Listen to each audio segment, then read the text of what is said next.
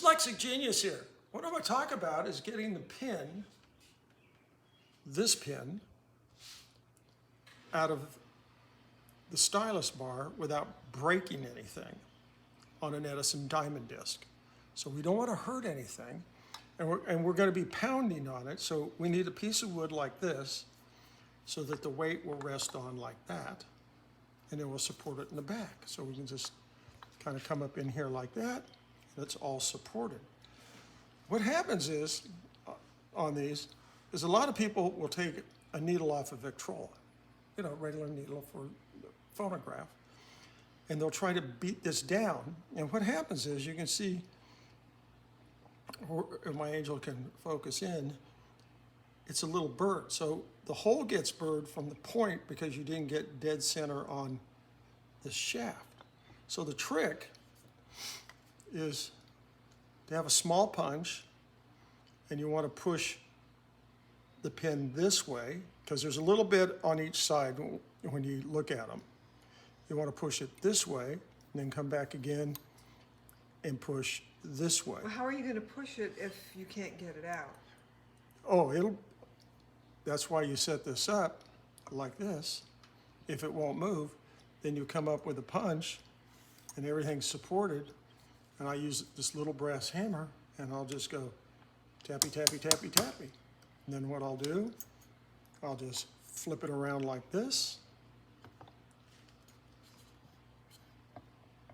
supporting the weight, and I'll go tappy, tappy, tappy, tappy. I'll get it to move. And I might put a very minute drop of oil because I don't want to damage the diaphragm. So after you get the pin moving back and forth like this, you go tappy, tappy, tappy. Then I take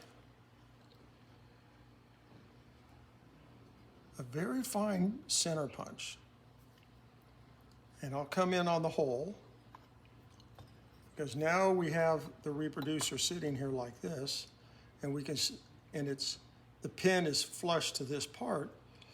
I'll come in with my magnifier glasses on, and I'll hit dead center, and I'll go tappy, tappy, tappy. I'll knock it down a little, but not to hurt the hole. Then what I do, we're not using the Victrola needle on these. I have a pair of Kellys. These things clamp on like that. And what I do is I figure out the size of the pin right here, and I get a needle that's about the same size. Sewing needle. Sewing needle. And what I do is I cut off this end and this end with a pair of needle nose that have a little cutter like that. You cut off what end? I take the sewing needle. You cut the eye off it? You take the sewing needle, and you go cut that.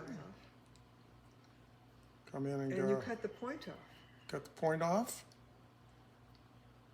like that. And now you have it held into your Kellys. And then you come in here like this.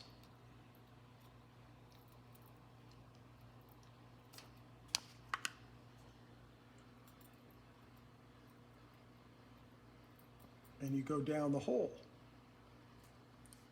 And you just go tap, tap, tap. Then it comes out like that. Now you can tap all the way through, or you can just grab it like this.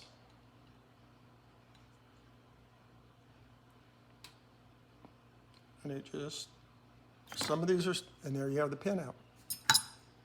Okay, now why do you want the pin out?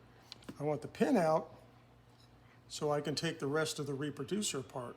So now after we have this loose, we're going to take this screw out, and the weight will pull off.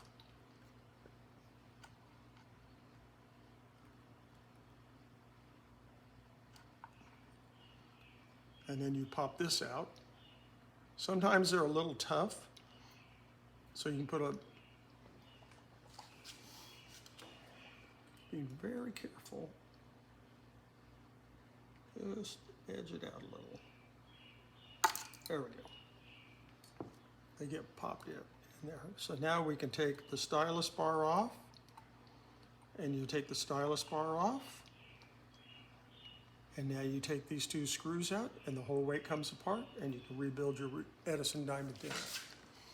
But the trick is, this was the good side. You see how this is all nice and smooth on the outside? No. Okay, that hole. Yeah, you see we have the hole here, and you see how nice and smooth this is right here. Always being careful of the diamond stylus. Now you looked at, when you use the punch and not using the flat punch to start the work. You start using a punch like this. You'll miss it because the ends of these pins, that pin is rounded on the outside. So you have to get it below, and then you use a sewing needle and go pop, pop, pull it apart. Very easy. Now you can rebuild all this, And I hope Jack Stanley likes this video, and that's my tip for the day.